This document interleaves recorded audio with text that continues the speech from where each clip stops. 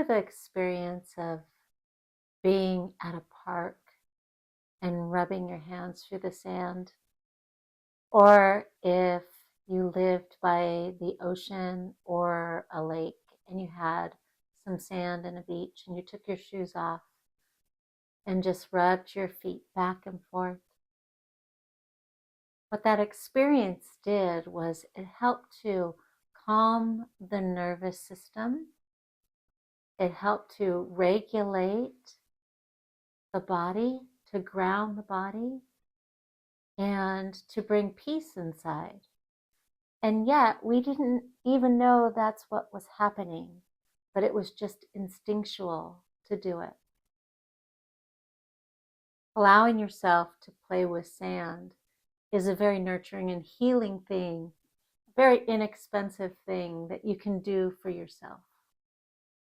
These are both just tubs that were purchased. These were actually purchased at Lakeshore Learning Center, but just a Rubbermaid can work. Anything that has a lid that you can close, because, well, I've had accidents with sand all over my house.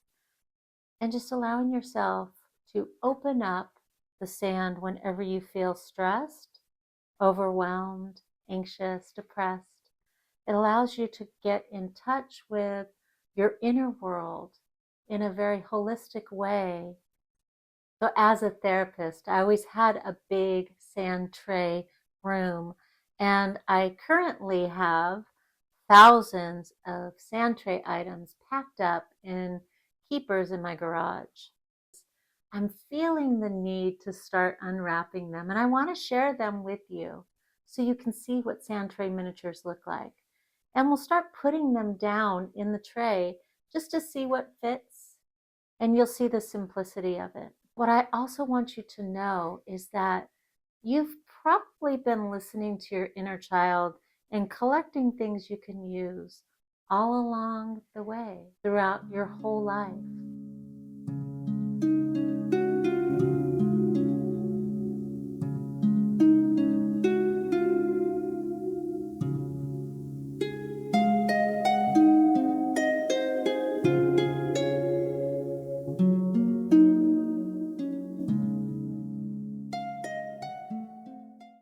So let me introduce you to two types of sand. This is just play sand. I think I got this at Home Depot. It's what you find maybe at a playground. It's closest to what you'd find at a beach. Very thin white sand. As you do this and you allow it to run through your fingers, and just practice breathing, being mindful, it brings you right into the moment. And this sand is called kinetic sand.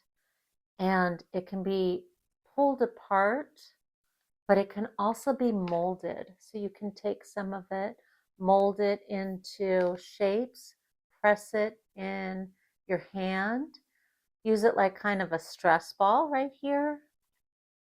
It's good for sand tray because many of my clients have built structures with it. They've built houses, they've built cars, they've built different things that they've needed for their sand tray. The first step when building a sand tray or playing with sand is to listen inside to what the body's needing.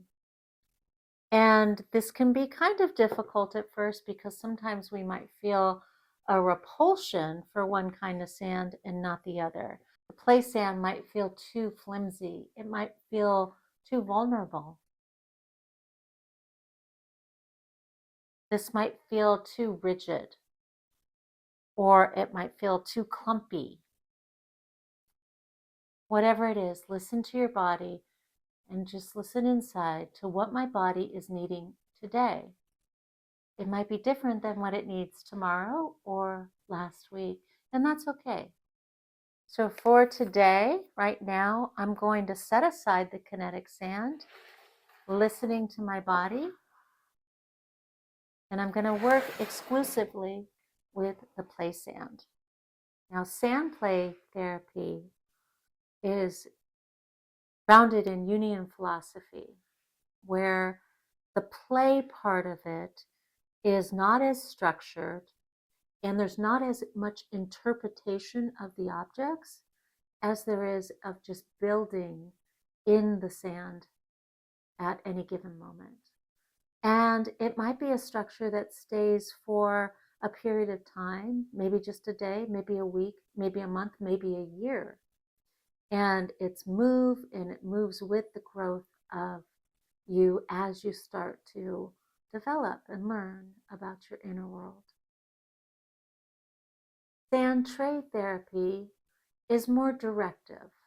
And so it might bring in different eclectic theories of psychology. There might be a directive of tell me about your day, or tell me about your family of origin, or can we take the current struggle at work to the sand? As we begin, there's just the leveling of the sand, feeling when it's the right time to start adding objects. If you work with a therapist who has sand tray items, then you would generally either grab a basket or just go start looking to see which items fit what you're feeling right now. And those items might be either calling you and feel very aligned, or they might feel like they're actually not aligned and they're almost repulsing you. That's information too. And maybe there's a place for them in your tray or near your tray. Maybe that's part of your inner world that's giving you some information of something that could be looked at, or maybe just needs to be brought to the tray.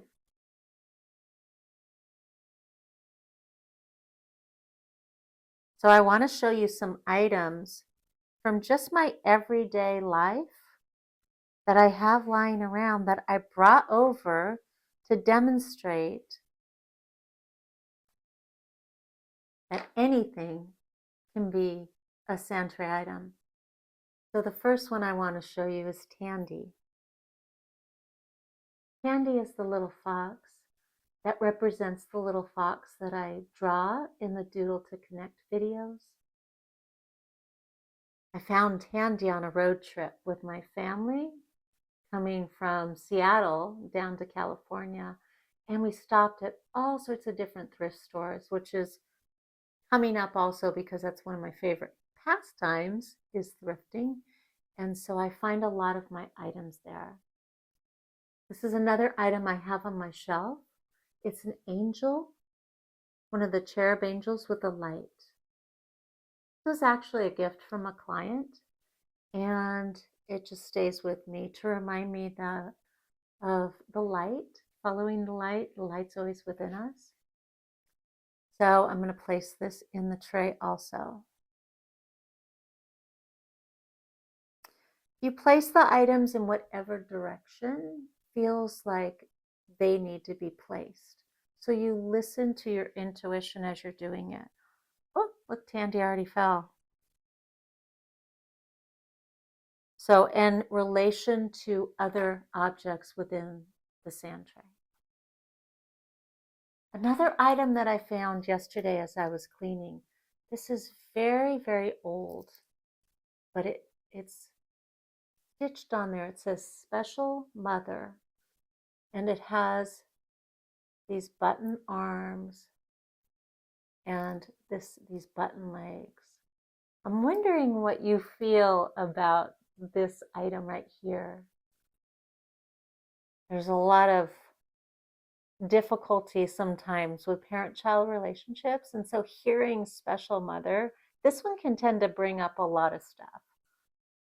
So I just wanted to show you her. I'm not going to place her in my tray right now.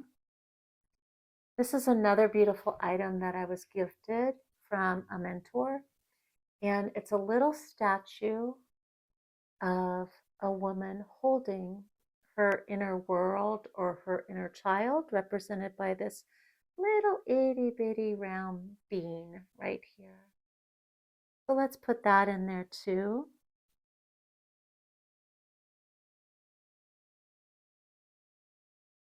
And then I want to show you some recent finds that I found through thrifting. Some of these may go in, they may not go in, but being a therapist, I am completely addicted to chairs. So I have a variety of chairs in my home, but I also love miniature chairs. So these three were found at a flea market, the Long Beach Flea.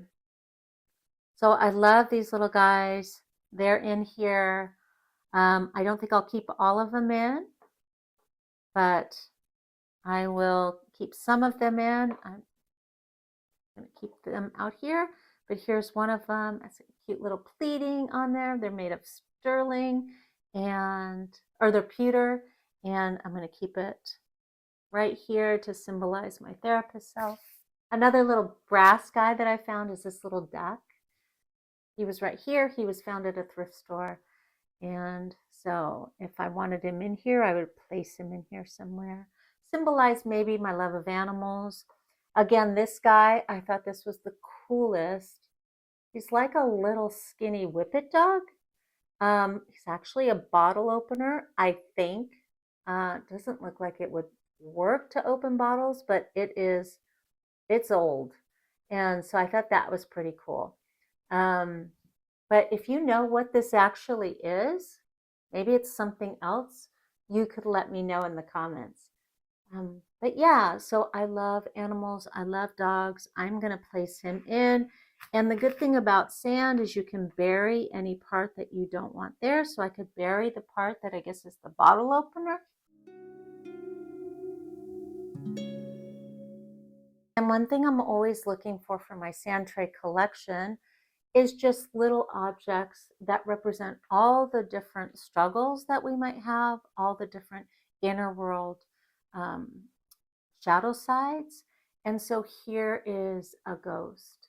And this is actually a salt and pepper shaker. And so this is another thing that I found at a local Goodwill. I challenge you to go around your house and look for different items that you might have right now that you didn't even realize your inner world was collecting for you. It might be a really fun little experiment to look through with an open heart and see, oh, maybe my inner child wants me to know this or wanted me to have this, or maybe a different part of me, like a shadow part, or something else wants me to know this and needs this for potentially a future sand tray, or maybe just a knickknack and a collectible.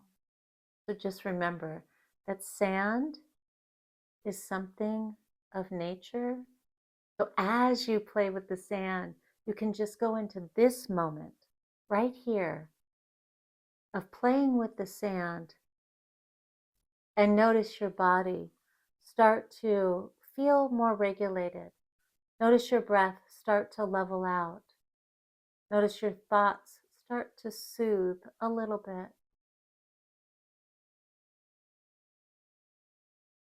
That's a fun and comfortable way to take care of yourself.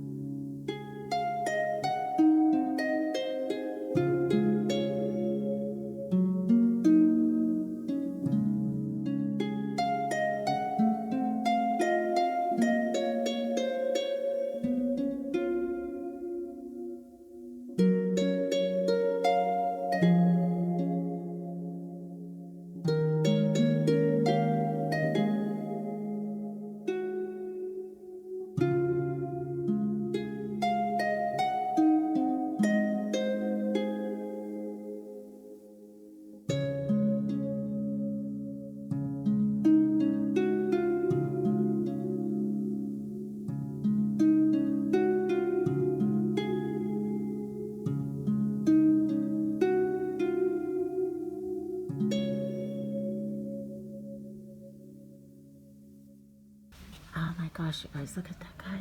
That bronze statue guy. He's $35, so I'm going to go ahead and pass, but he's definitely something I would be looking for. Very cool. Boyd's Bear and Friends. I have a lot of Boyd's Bear and Friends in my collection already. Thank you. And I find that they're not chosen that often, even though they do come with some unique personalities, like this guy with a little pencil, and some of them, like this guy, an explorer. But I find that they're just not chosen for sand trade that much. So I'm going to pass on these guys for today.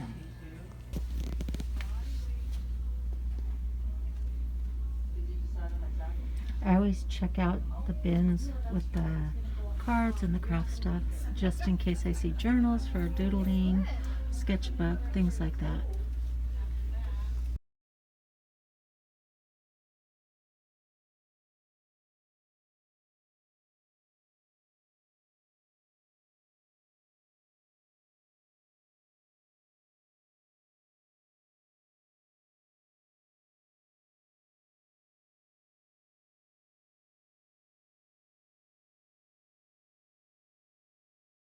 I've been collecting my whole life. I just didn't know what I was collecting for. And I'm still collecting. I don't have a sand tray office now, but I'm starting to collect again. So I know I'm manifesting bringing it forward again for my clients. So I'm really looking forward to those days in the future. Let me know if you'd like to see more of my collection and follow my journeys of thrifting to find miniatures. I'd like to share that with you if you want to see. Playing with sand is very mindful, and thanks for following along. I have another video that will help with mindfulness, and you can find it here.